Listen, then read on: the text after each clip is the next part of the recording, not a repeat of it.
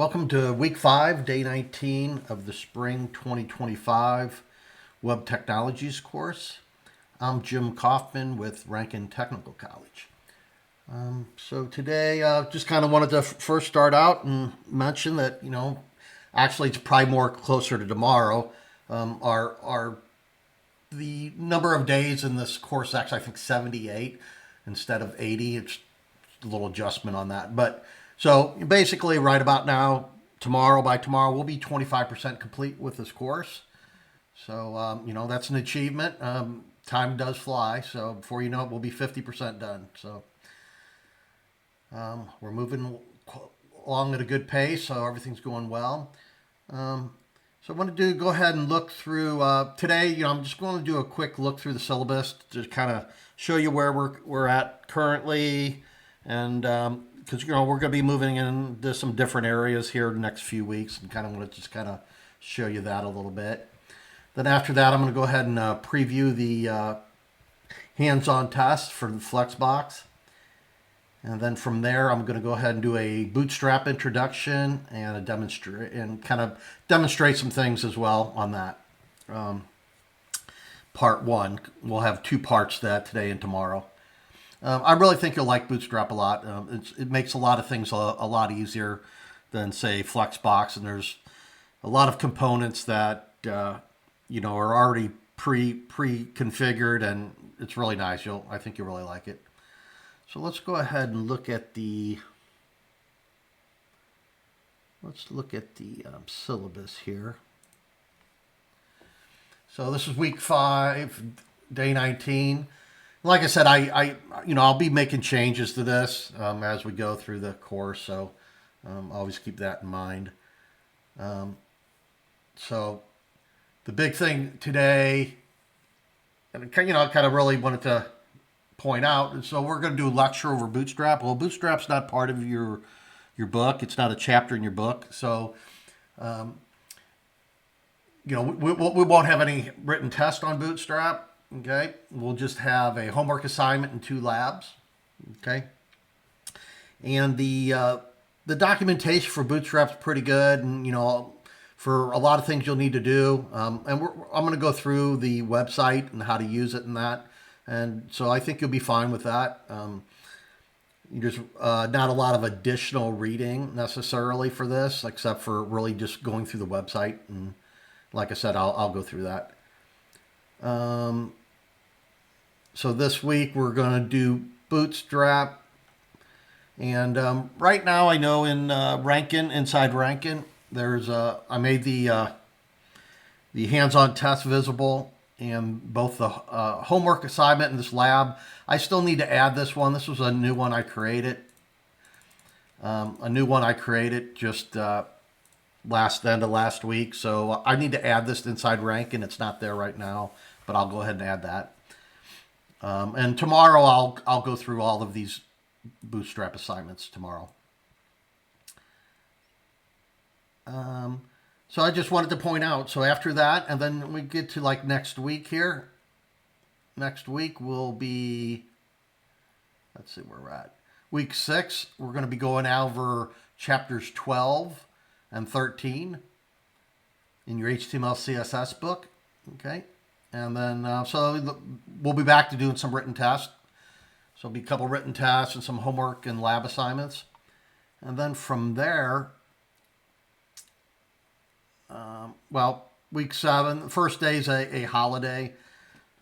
But like I mentioned before, really kind of holidays really don't impact us. I just won't lecture on that day.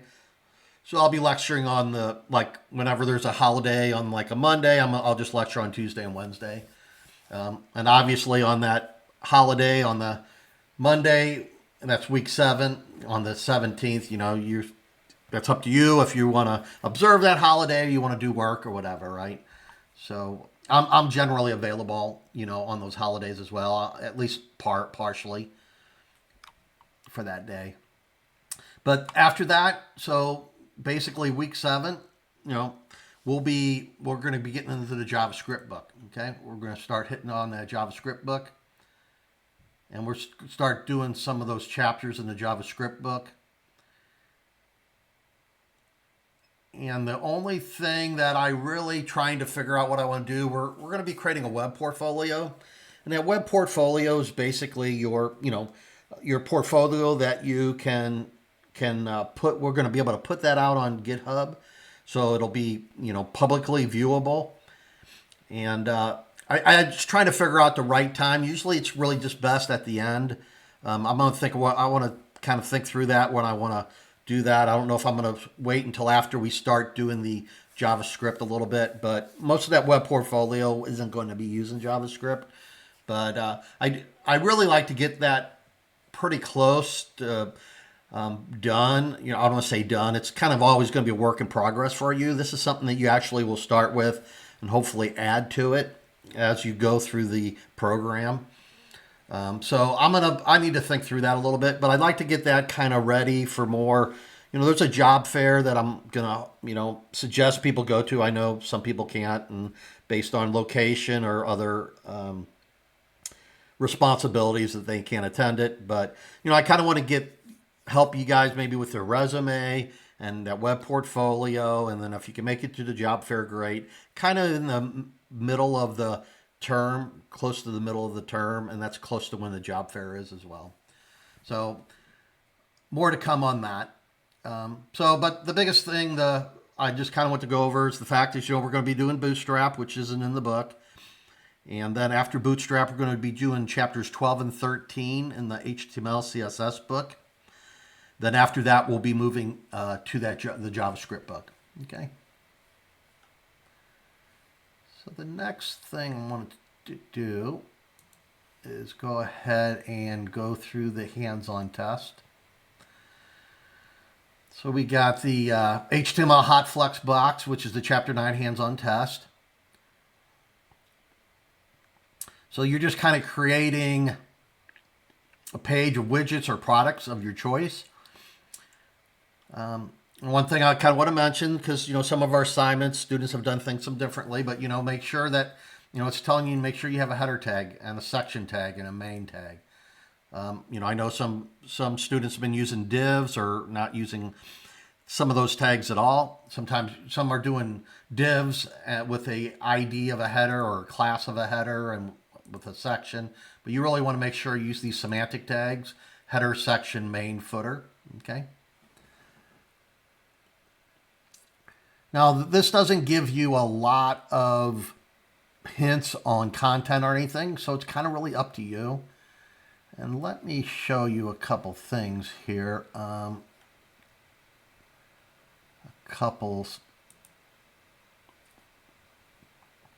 this is some students' work, some past students' work. So here's an example. So basically, you just got this top portion. He's got the header being both these parts here, both this top portion and then also the navigation here. And so these links don't really necessarily need to go anywhere, okay? But you need to make sure on the hands-on test it says link this, so make sure this is linked back to your index page, all right? So that's that part, okay? So this is just some things, maybe could have, give some different names here. I think it'd be beneficial to, don't just do page 1, page 2, page 3, page 4, even though it doesn't really tell you specifically. But, have a home page and then, something relevant, to your fictitious little website, right, that you're kind of creating. So it's a header with the logo. So you have that top portion with that logo and nav bar. And then from there have a section is a call to action. Let's go back and look at this. So here, this call of action is buy now. So this is a section right here, and you have this buy now, buy now. And let me actually show you another website that a student did. And this one's fine, actually. He pretty much followed the directions in the Flex hands-on test. But, this other one here's probably a little more aesthetically pleasing. The student has some ability, some skills, and layout a little bit, and some image, technology that he's using to kind of create this. This is the this background here. This a little more sophisticated. You don't have to do anything like this, but just wanted to show you kind of, something that's a little more bare bones. This is that first one. This one's, using a little more design, in his website here. And here's his buy now. This is the call to action section. And here's his call to action is buy these like buy now buttons, right? Up here, he's got his navigation. So it's fine to have navigation up here. Actually, I see how this is kind of working, kind of. You know what I'm gonna do? I'll actually show you how to kind of fix this. How, just for your own purposes, I'll show you kind of how to fix this, so it doesn't jump all around. I know sometimes I've developed things where I've fixed these things as well, and I'm gonna show you real quick kind of how to fix that, just for your own purposes. You may run into that. So let's go ahead and go back to here. So we got our call to action. We have a buy now tag, or buy now button, sorry. Include a featured image to the right of the text and button. Top section with 3 divs of content. Each div has a rounded image. Okay, so let's kind of look at that a little bit here.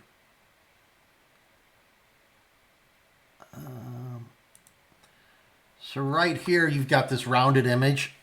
So basically, this is an image. So here, I'm going to right click this, and we're going to do inspect on this. And then as you can see here, he's got this Wilson racket. Okay. And then over here, so I'm just going to make some changes right here within the developer studio, because it will reflect. You can always make changes and it'll reflect on your screen, right? So basically, the way to get the circle here, right, is basically using a border radius. So if you had a border radius of, let's just change this to 25. Let's look how that's going to be different. Oh, sorry.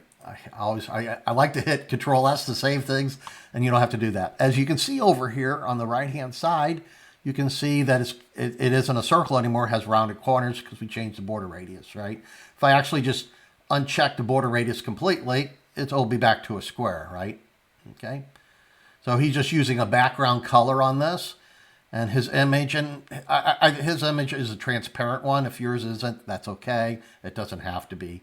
But he has all his images pretty much being transparent, which, makes things nicer, but, it takes some skills and knowledge to do that. And, it's up to you if you want to do that or not.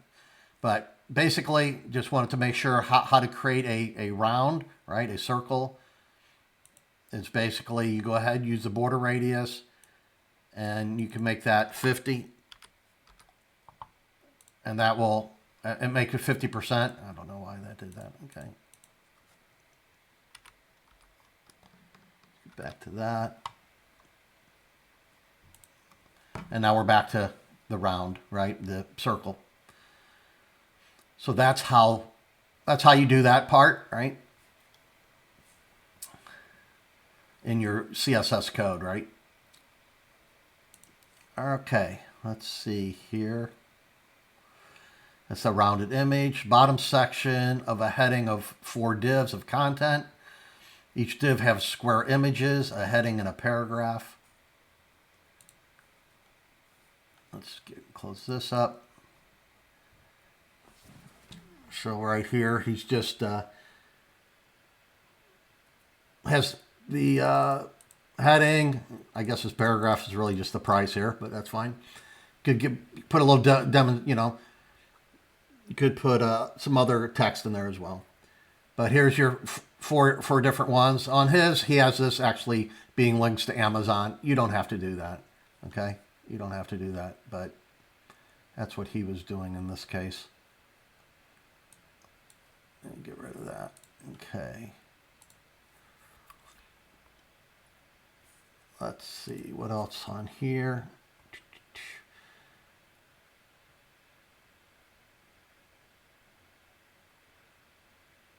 Okay. And then you got your footer at the bottom of the page. And then you want to use the mobile first techniques like we did in the lab, where you start out with your CSS is going to be using, columns. It's going to be using columns for mobile. And then when you make the screens bigger, you're going to go ahead and make it to rows. And you're going to do, looks like, as far as query breakpoints, your default will be phone, then 600 pixels for a tablet portrait. So you'll have a media query of 600 and then a media query of 1200. So this feature should... Okay. So it's just saying that basically that the feature image that you have, where you have your buy now, right, your call to action on a mobile, it should be to the right of it on a desktop. Okay. Should go above the text and then buy now button on mobile and to the right on the desktop. The nav bar must appear vertical. All right. So we know how to do that. All right. We've done that already. Okay. And then your divs. Column on mobile, row on desktop. And same with your divs as well. And then here's just a little kind of an example, kind of just similar to actually the tennis racquetball one. It really isn't all events of your city. It's kind of not really products and stuff, but, I guess it is showing books and courses and music. So just something similar to this kind of layout, right? Do your best. It don't have to be anything sophisticated. Just follow what's in the hands-on test as far as what it says here, and you'll be fine. It doesn't have to be real aesthetically pleasing. Just do your best on that. Okay, so that's that. Let's see what else. I think we're just moving into Bootstrap here.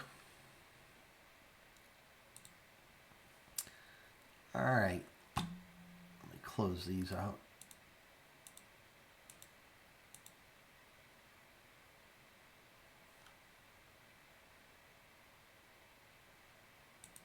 All right.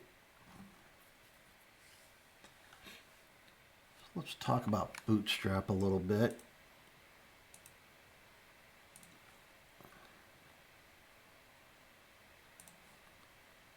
I'll move this over here for myself. All right. So Bootstrap is a framework, web framework, right? A CSS framework. And it was originally named Twitter Blueprint. It was created by Twitter in 2010 by Mark Otto and Jacob Thornton as an internal tool to promote consistency across the company's various web applications.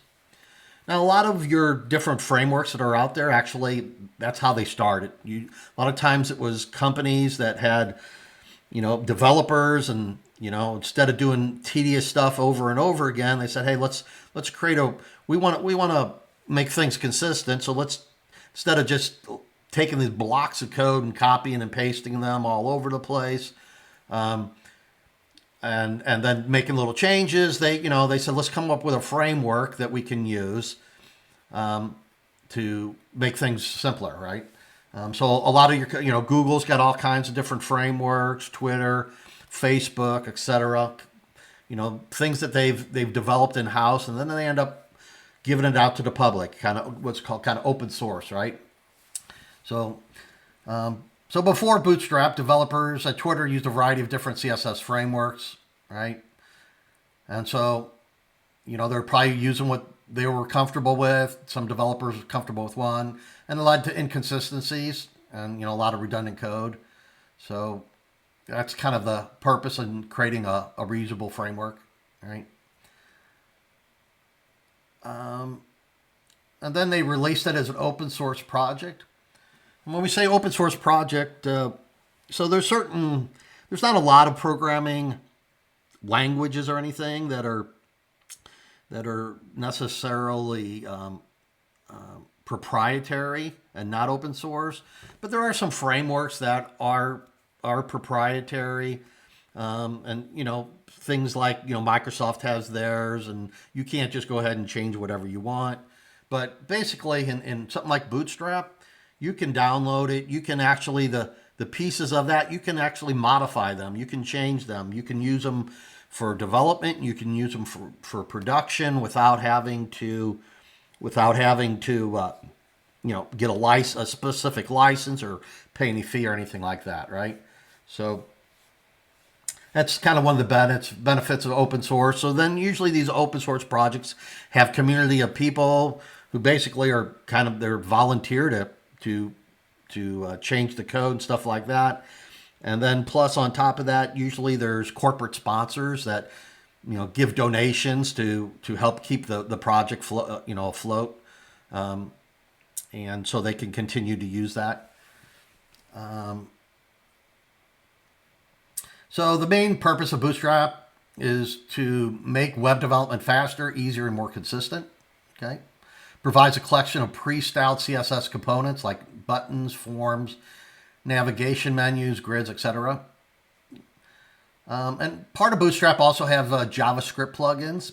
Now, I know we haven't done JavaScript, but when we go ahead and use some of these templates in Bootstrap, we're gonna also be including JavaScript, even though you won't have to worry about it.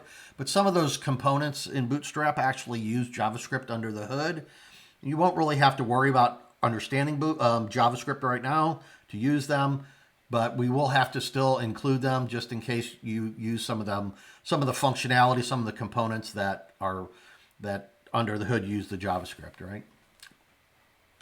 So Bootstrap reduces the amount of custom CSS developers need to write, saving time and effort. And so here in a little bit, we're going to go ahead and go through some of that. I'll show you how it kind of works and all the different aspects of the website, documentation, and so forth. Okay. It promotes consistency in the design and user experience across different projects. Bootstrap's responsive grid system makes it easy to create layouts and adapt seamlessly to different screen sizes, ensuring a good user experience on desktop, tablets, and mobile devices. Right. So it's basically, we've already kind of learned a little bit about these concepts, right, with Flexbox, but Bootstrap going to make these things a lot easier. Okay. Bootstrap's going to make a lot of this a lot easier once you understand the basics of Bootstrap. Now, Bootstrap's not the only framework like this, like CSS type framework, but there's Tailwinds is another one that's kind of become more popular lately. But Bootstrap is probably the most widely used just because it's been around a little longer than some of the others, and it's been pretty adopted by many companies and individuals throughout the last 10, 12 plus years, right? So why use Bootstrap? Speed, responsiveness, consistency, and they have a community. I won't necessarily go through each one of these. I'll give you this to read.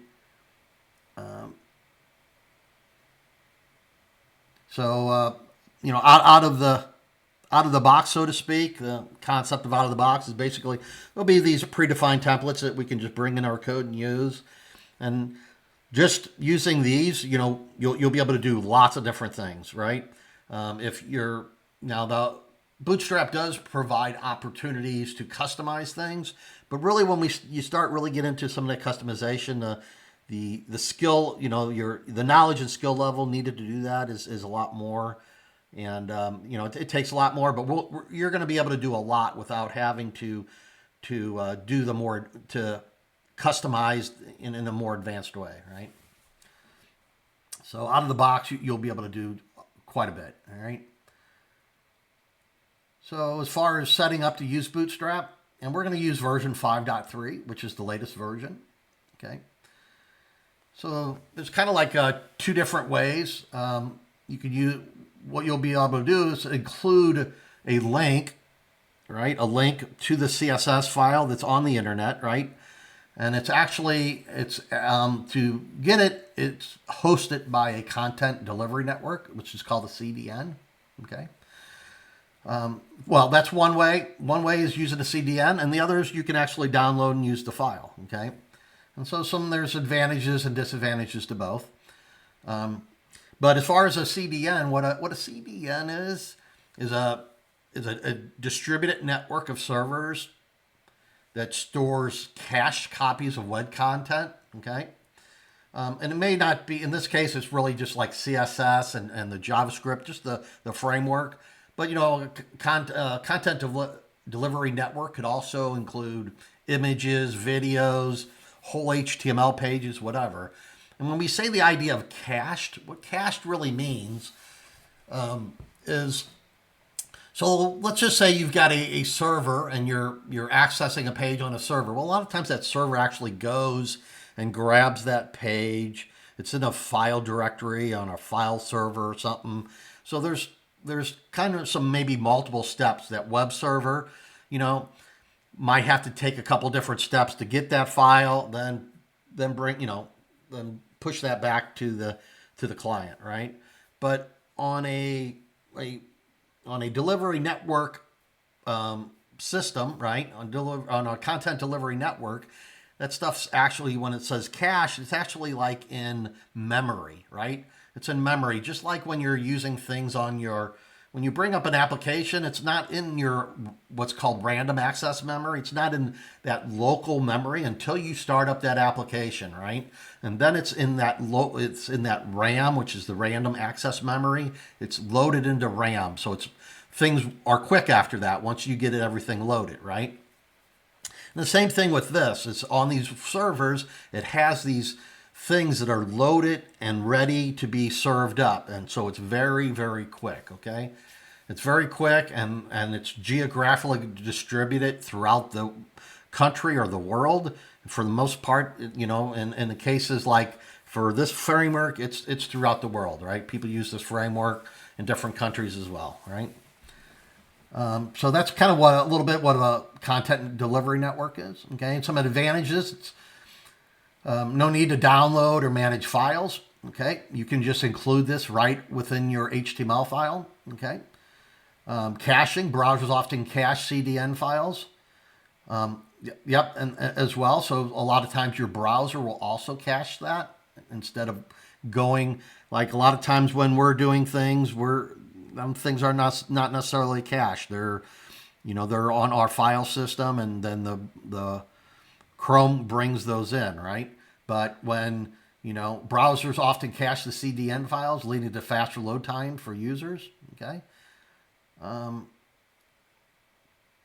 And then it's just showing you if you ended up using it for a production environment, where you actually leave that in there. So you could use that for development, or you can change that to be a downloaded file for production if you want it, right? So there's all kinds of options there. But if you just went ahead and left it in there, you were developing it, and during development you used the CDN option there, then once you went to production, you could actually leave it in there, and then instead of it actually going and grabbing that from your server, right, it would actually grab it from the CDN, okay? Let's say some disadvantages. Well, basically, yeah, you're relying on internet. If you have that, even if you're locally developing and you have that linked, and for some reason your internet goes down, you're not going to be able to do anything, right? You're not going to be able to use that because it's not going to be there for you.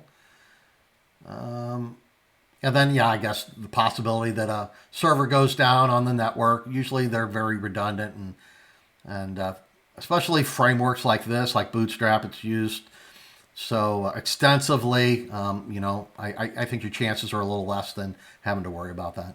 Okay. And then there's also local installation. You can basically download these files from the Bootstrap website. Okay, and it gives you more control over the files, as opposed to accessing them through an internet connection. Okay. Advantages of local installation. Offline development. For some reason you didn't have access to the internet, you can still keep developing locally. Full control. You have complete control over the Bootstrap files. No dependency on external services, like the CDN being down or whatever. Okay, disadvantages, a little more setup, requires you downloading and managing the files. So obviously if you download the file, their Bootstrap has different versions, and maybe you always want to kind of make sure you're using the latest version. Once you download a file, you're going to download that version. So if you're ever wanting to upgrade to a newer version, then you're going to have to download that file as well. But even even the one that's linked, if you have it linked to that version, you're only going to be bringing that in that as well. So we'll talk about that here in a little bit as well. Okay. So what method to choose? For our purposes, we'll just link to it, right? I think we're fine with linking to it, but I just want to let you know that you can also do local installation if you want, right? And I'm going to show you a little bit about that as well, just from a knowledge standpoint, just from your own personal knowledge.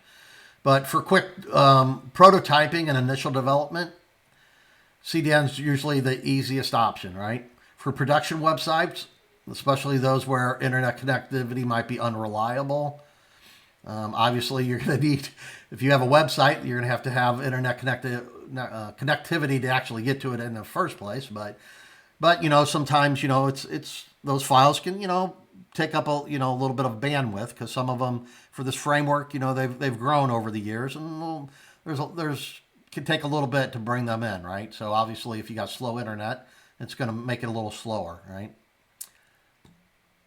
So in that case, local installation is generally recommended. Gives you more control and eliminates the dependency on external services. You can also use a CDN for production, but be sure to have a fallback in case CDN is unavailable.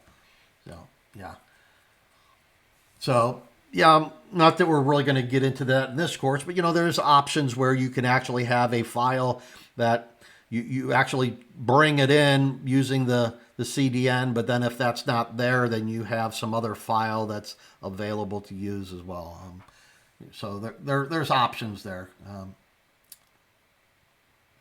So what I want to go ahead and do now is I want to go ahead and just do go through the website a little bit, and then we'll go ahead and set up our Bootstrap using the CDN, and I'm show you a little bit about the local installation as well, how to download it, how to use the CDN, and we're going to look into some basic HTML template, creating a starter template, and I'm going to discuss the integrity attribute that's on the one where we use the CDN as well.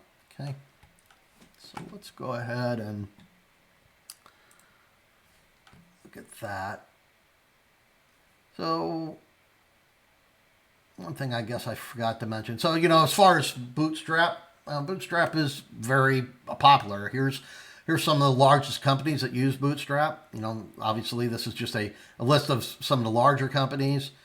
MasterCard's on here, Spotify, LinkedIn, Twitter, Lyft, Snap, Udemy, Upwork, etc. Right?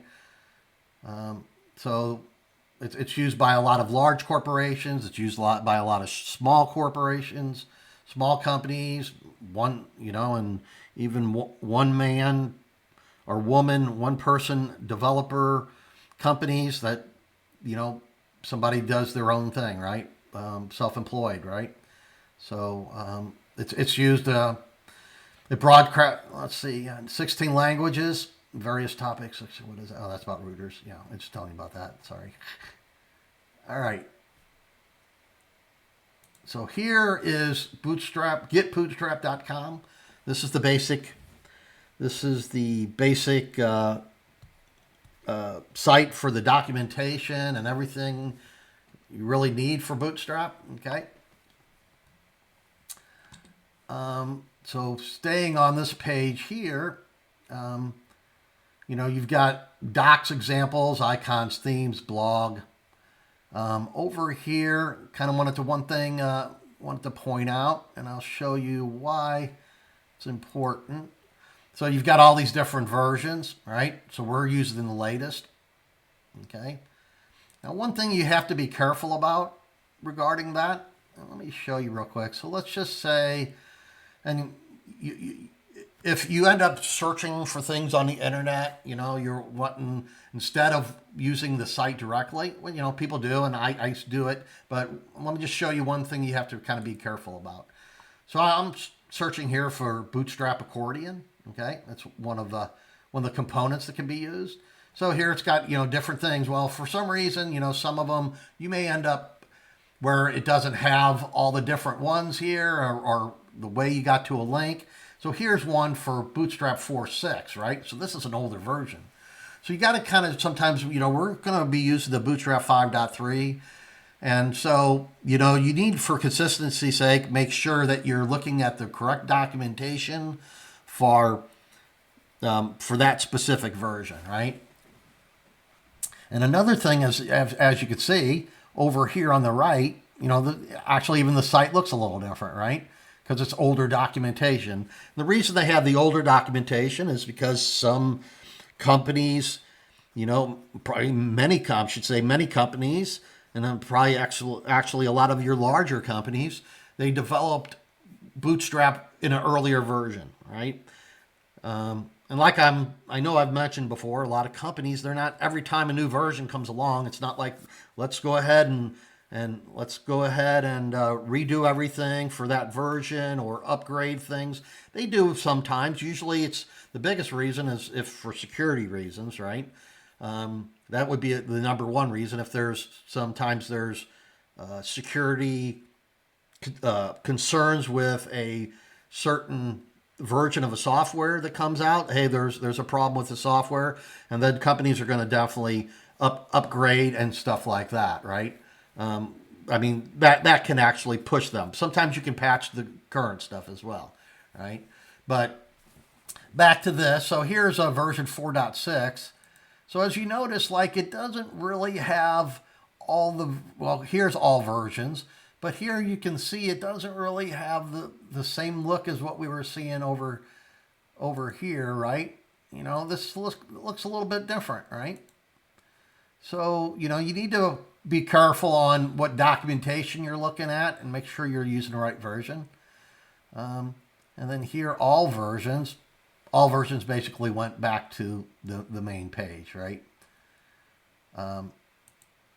But, just wanted to let you know, make sure you're using, especially, you start searching for things on the internet. You might be looking at documentation that's older, and you want to make sure you're looking at the right documentation. And then obviously in the real world, when you're working at a company, sometimes you may need to look at older documentation. So you need to make sure you're doing that in that case, right? You do want to look at that.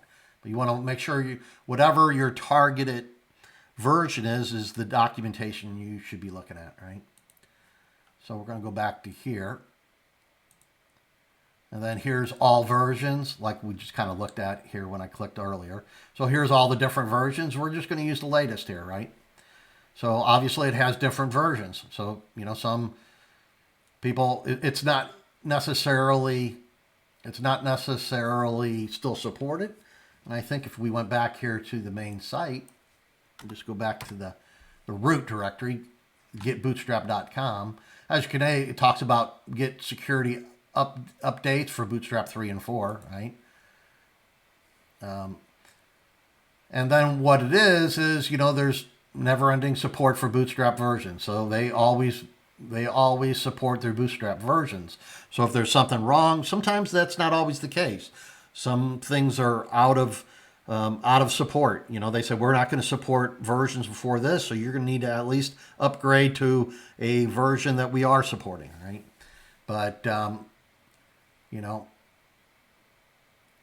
and that's the site actually just doing that, right? Okay, so let's go back to here.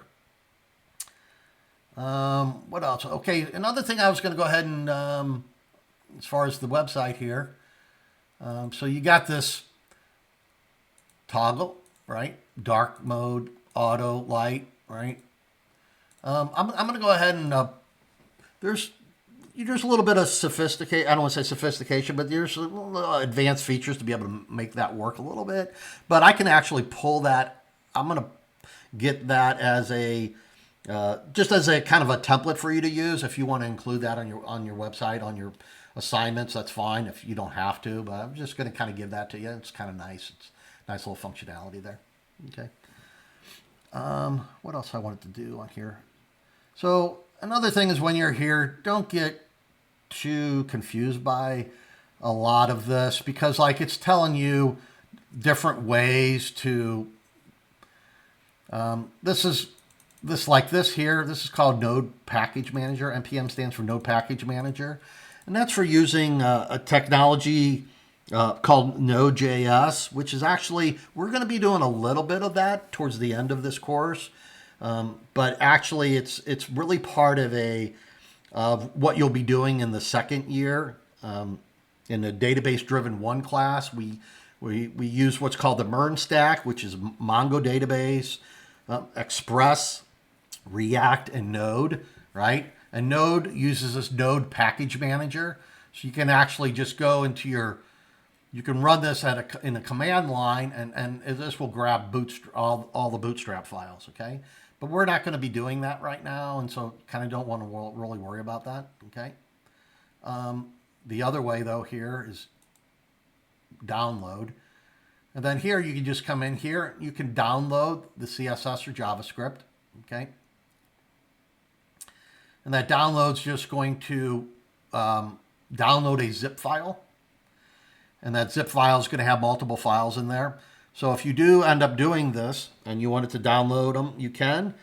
But make sure that you use the min file. And I'll show you that here in a little bit. Because that's the one that's actually probably best to use for our purposes. So for now, just forget about this install via package manager. This is what we'll be doing, and I'm going to show you this on a different page, actually, because it's a lot easier to do using the templates that's already there, okay? What else did I want to... Now, something like this, you can customize a lot of things in Bootstrap using like Sass. This is probably a little bit more advanced, and I suggest that you, at this point, probably not best to worry about this too much. We're going to just kind of use a lot of things out of the box to make things simpler for all the students. We will be doing a little bit. I will go over some of the stuff we can do to utilize some of these CSS variables, okay? So we can customize a little bit of stuff. Sass is a little more in depth, and I'd rather not do that at this point to avoid confusion. But I will show you a little bit about change the CSS variables.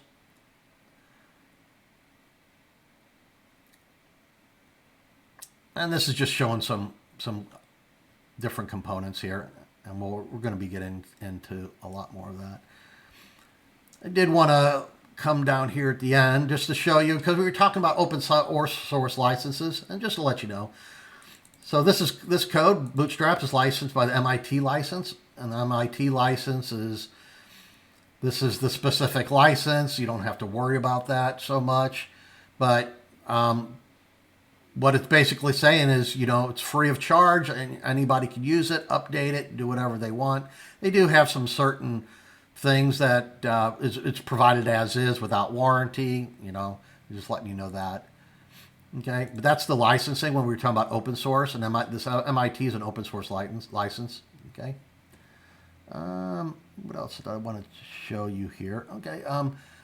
Then also down here, there's, corporate sponsors, like I said, there's community, right? There's discussion groups.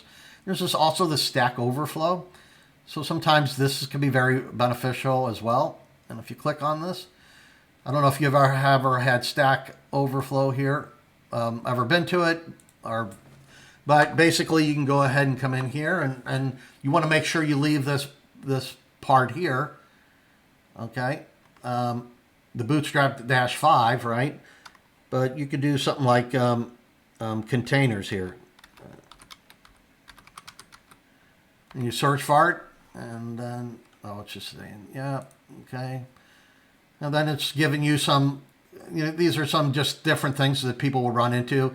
Obviously, you probably want to, if you have some problem, you can actually put that in here, whatever that problem is, something you're struggling with, and maybe that someone's already dealt with that, and then here's some there might be some solutions to, okay? This is just showing you centering a column using Twitter Bootstrap.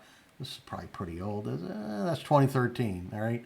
So, but there's later things as well here, right? So, and then you can log into the site if you want to have a login. I do have a login.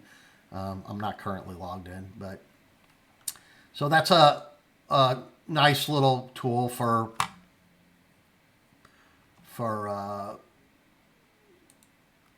finding out there's some solutions to some problem you might be having. All right. Okay, so let's go next. We're going to go, and we want to go to Docs here. Okay, and so the first thing here is getting started with Bootstrap. Okay, so we can do this quick start. Okay, now here it's just kind of telling you to design it like that. But basically here, come to the second one. Include Bootstrap, CSS, and JavaScript. So this is the one that I suggest you go ahead and use because this has what we need here, okay? It has a link using the CDN to your Bootstrap 5.3.3. That's the latest version, okay? And then also has this JavaScript as well. So we just can come in here and copy this, okay? And then let me open up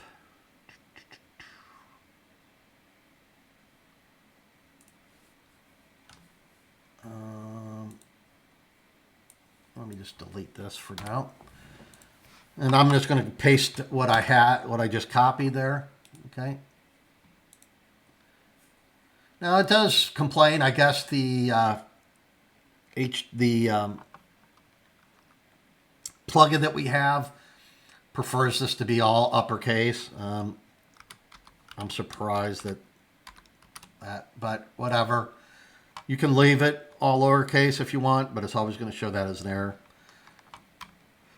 So I'm going to save that.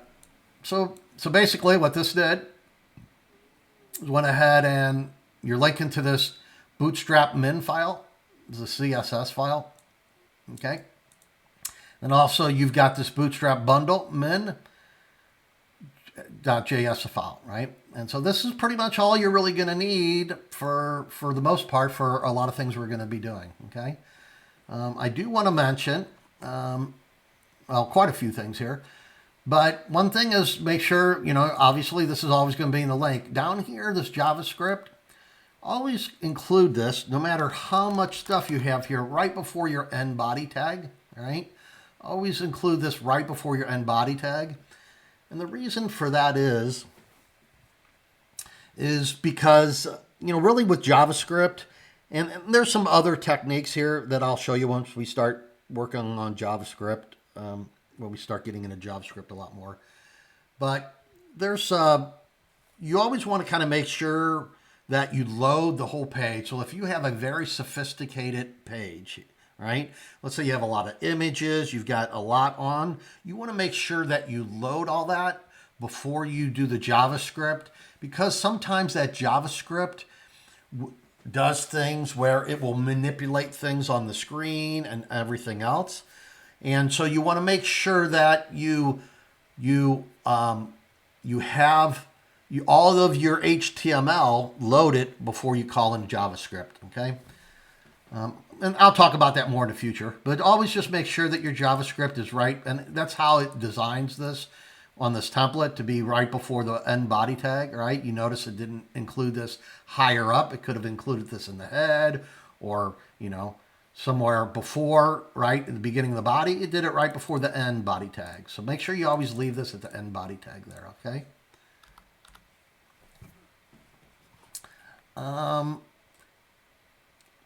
I'll discuss what a min. So what a min actually is, a min is it actually, instead of being nicely formatted and everything, because a nicely formatted file takes up a little more space, right? So basically, what a min file does is kind of pushes it all together, so it's a lot smaller of a file called the smaller footprint. Okay, so it takes up some more space. It's less to download, right? If you unless if you have a bunch of formatting in there, making it all easy to read, then it's a bigger file, right? So the min file is just going to keep it simpler, right? Simpler in a smaller file, right? Smaller footprint, right? I also want to go through some other concepts here. So it has what's called this integrity tag. Okay, it has this integrity tag. What this is called a hash. Okay, this is called a hash. SHA. Okay, SHA. Hold on a second.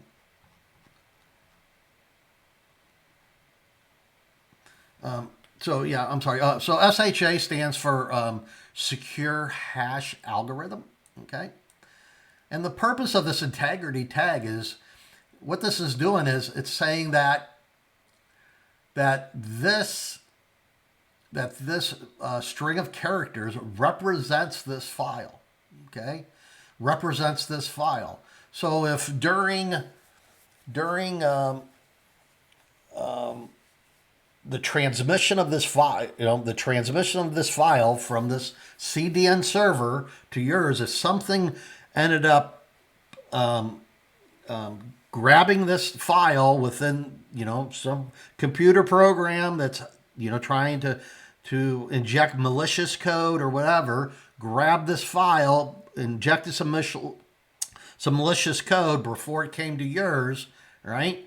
Having this integrity tag make sure that this document, that this file that's sitting on that CDN, okay, is the correct one, right? It has not changed. And I'm going to show you, let me show you this. Okay, I'm going to save this. So what this is like I said, this is they use a secure hash algorithm to create this this hash here, this group of characters, right? And like I said, this represents this file. This is called a one-way hash, right? This represents this file, but you cannot take this hash of characters and recreate the file, right? But this does represent this file, okay? And let me show you. So if we just go here and let me open with Live Server. Now, where did that open? Okay. So you just got this hello world, right? Everything's fine. If we come in here and do an F12 key to open up developer tools, everything's fine. Everything looks good, okay? But if I change just one character in here and I save this, I open this up again. Now all of a sudden you see this kind of like this hello world actually looked a little different. I don't know if you noticed that. I probably should have pointed it out first, but so we'll see it when we change it back, right? But so you see that. But now if I hit F12 for developer tools, it should say something in here. And where is it at? There it is. So if I go to the console, it failed to find a valid digest in the integrity attribute for this resource. This resource has been blocked. So the browser will block this because it doesn't match the characters in that integrity key does not match, right? So nice little functionality, a nice security way to, a secure way to handle files, right? And so let's go back to our code here, and I'm just going to hit Control Z, put that back. If I save that Here, first, let's look, because you can actually tell just because Bootstrap adds some functionality right away to certain elements, especially like those heading tags. Hold on here. Let me bring this up. So you see the hello world, how that is. Once I go back over here and change this.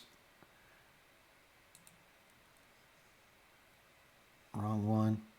I got too many things open. Okay, and I save this. Now if I go back to this, you'll see this heading looks a little different, right? Bootstrap does some additional styling, right? So now you know that this thing is back to working. If I hit the F12 key, go to console, nothing's there, right? It's good, right? All right. So yeah, and I just do want to delve into this just a little bit more so you can understand. Not that it's necessary. You don't have to understand all the concept of this, but I think it's worth kind of spending a few minutes just kind of discussing it a little bit and a little bit more than this. So basically, what this is a cryptographic algorithm, right? It's a cryptographic algorithm that creates this. It's basically almost the same thing. So you've heard of cryptocurrencies, right? So all cryptocurrencies is based on cryptography, right? They're all, and basically Bitcoin uses what's called SHA 256, right? So they actually use hashes for their transactions and everything else for Bitcoin, right? And all of your different cryptocurrencies use, cryptographic algorithms, okay? Not that you need to know that for this course, but, just kind of wanted to show you a broad thing, kind of a more broad understanding of how that's kind of used. And actually, in the second semester, we'll use a framework it's called bcrypt. It's actually a hashing algorithm, and we'll be using that in the second year. You'll be using that for hashing passwords, so that when someone enters a password, it'll actually take and create a hash from that, store that in the database, so that no one can see that, and that's what companies do. Companies do that for passwords, and if you're not doing that, then your system's not very secure. All passwords should be hashed. A hash should be created from that password. So when a user types in that, it's going to go ahead and check the database, and if that password they put in there matches the hash for that password, they'll be able to get in, right? If it doesn't, they don't. And then that way people can if somebody gets access to the database, they're going to get access to all those hashes, but it's secure, and they're not going to be able to know what the password is, right? Let me kind of actually show you something here just for fun. And here, let me give you, so like I said, they're using hash for this integrity attribute here. But, like I said, it could be, cryptocurrencies use it, right, for transactions. You can use it for hashing a password for storing it in a database, right? One way that we used it at a company I work for is actually there's a system that the users of the system would upload files. It wasn't, kind of a public site, right? It was a closed site. You'd had to log in, and it was only available to certain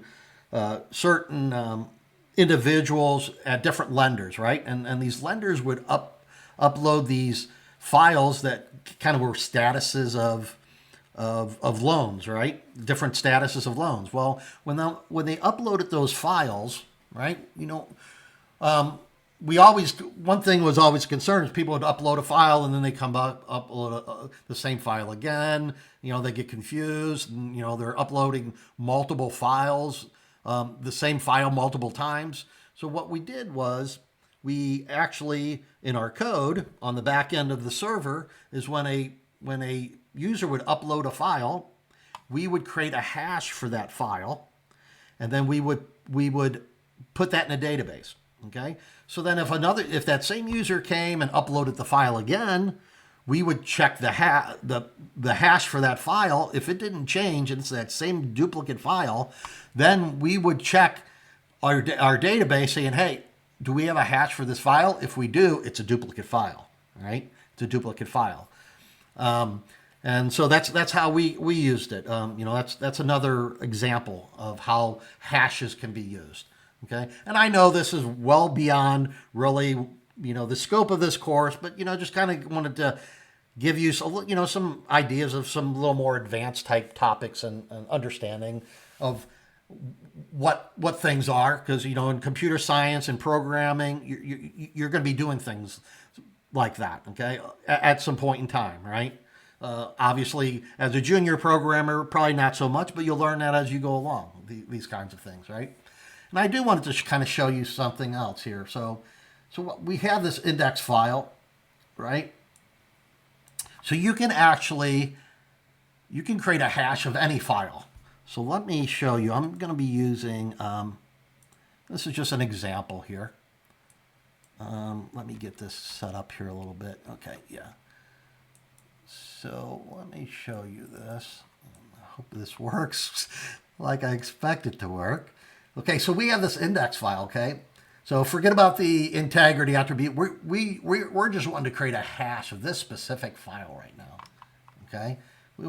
So I'm using Windows PowerShell here, and there's this function that's available. It's get file hash. So this is the path to this file here, okay? I'm in the directory. I'm in the same directory of where this file is, right? And I'm gonna do a get a file hash on this whole file, right? Everything in this file. So now, this by default uses the SHA 256, all right? The called SHA 256, the same one, like I said, that Bitcoin uses, right? That's based on Bitcoin transactions, everything else, and other cryptocurrencies as well, right? And also used for passwords and other things, like I was mentioning earlier. But so now we've got this hash, right? If I run this same thing again, it's going to return the same exact number. Now, but if I go in here and I just make a simple change, right? And I save this. Now, when I come in here and I run this again, as you can notice, we've got a different hash. Okay, and this is the same concept as the integrity tags using too, right? So basically, they create hashes. They create hashes on these CSS files, so that they can ensure that that file was not tampered with, right? And so in this case, we can tell that this file's been changed, right? And if I ran this again, it's going to be that until I change it again. I change it again, it's going to create a new hash, right? And like I said, it's not really necessary you need to know this. Just kind of wanted to give you a little bit of background information. I hope it wasn't too confusing for you. You don't need this to pass the course or anything. But I think it's important to understand really what the integrity tag does, right? This is a cryptographic hash, right? This is a hash of this file to ensure that this file is not tampered with, right? And that's the purpose of that. One other point I want to make here is this cross origin. And so there's the cross origin could be this is anonymous, and the whole reason around this cross origin, by default, this is what it is. Actually, if you got rid of this completely, it wouldn't matter, right? But this is a cross origin, and we'll talk about this more in the future, especially is because you're getting a file from a domain, right? You're getting a file from this domain, right? And there's a lot of there's things in place to prevent cross-domain things. So you have to do some things that are special, okay? And I don't want to get into that as well, since we already spent so much time on the integrity attribute. But it basically is saying this is anonymous, so that it's fine for you to be using a different domain than the domain you're on. For local, it doesn't matter. But if you're on a, let's just say ESPN.com and you're accessing other files and other domains, right? And the reason for that is the whole idea, it's from a security standpoint, that someone's not injecting things into your code, pointing to different things that you don't want to be pointing to, right? It's more of a security type thing, okay? But we'll talk about cross-origin later. I don't want to, since I spent so much time on the integrity tag and got so far in the weeds, I don't want to do the same with the cross-origin, okay? So for right now, let's go ahead. It's been a little over an hour. Let's go ahead and take a short 10-minute break, and so I'll see you in 10 minutes, and we'll go ahead and continue on. We'll go ahead and get into some templates. We'll bring some code in here so you can actually see some of the stuff work. Okay. Okay. Before we look at some of the templates, some of the starter code for some of the components for Bootstrap. Just kind of want to go back over here discuss about the downloads. Obviously, you click this, you can go ahead and download. This will download a zip file, okay, of the current version. And it's pretty extensive here. There's different files in here. Because it'll break things down into smaller files that have just some specific functionality. And just the reason, I'll just tell you the reasoning behind it. We're not going to have to worry about it because we'll just go ahead and use the min file, right? But there's other files here, other files here as well. You got your utilities file, they all come with min files as well. But it's basically, this Bootstrap min is going to be everything. Whereas these others are going to be a lot smaller files because it's just providing certain functionality. So if you knew that you only wanted to use some certain functionality for Bootstrap, you can actually you can use just those specific files. You don't have to use everything. You don't have to use the complete file, right? But for our purposes, we're just going to use the complete min file, right? So what I'm going to do, I just want to copy this. And like I said, this will come as a zip file. You'll have to extract it, okay? And let me go back to here. And I'm just going to paste this right in here.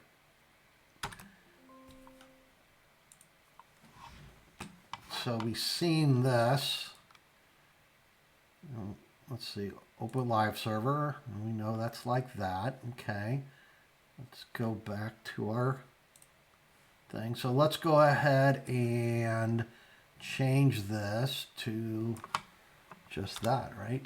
I mean, that should find that here. Let's just make sure that I'm doing this right. So there's your Bootstrap min file.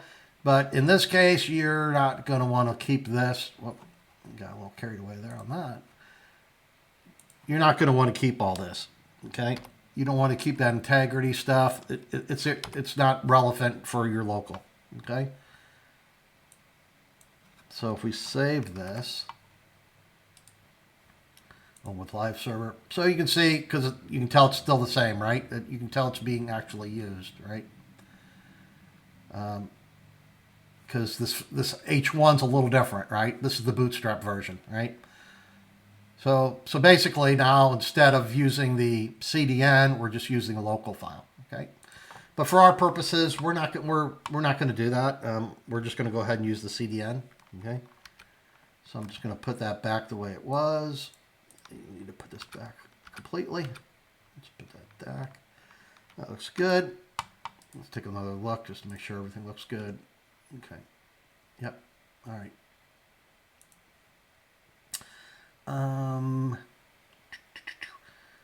So I do want to talk about this file though. So right now we're not really linking to this file. Okay. We're not really linking to this file.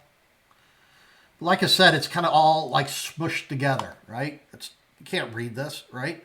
And this is basically a CSS file just like we've created ourselves, right? Obviously, there's a lot more to this one, but it's the same thing, right? One thing you can do, and I wouldn't suggest doing this if you're going to actually use it. My purpose is just to kind of show you a couple things in here so you can understand it. So I'm going to right click on here and I'm just going to do format document. So now I've got this formatted that I can actually see it. And actually you can grab another file that's the full file if you really wanted to, but I'm just going ahead and changing this one. So here's the whole file, right? And so we kind of go through this. Let's see how big this thing is. This is formatted. It's 13,000 lines of CSS code, right? It's substantial, right? Now I'm going to show you something a little later because when we start using some of these styles, I wanted to show you that what you're putting in our what we're going to be using. We put classes in our HTML elements. The classes we use, they have to exist in here, right? If they don't exist in here, it's not going to work. Okay, you can't adjust things in a way that doesn't exist, right? And I'll show you when we get to that point here. So okay, so we got our basic template in here, right? That has our CSS and our JavaScript.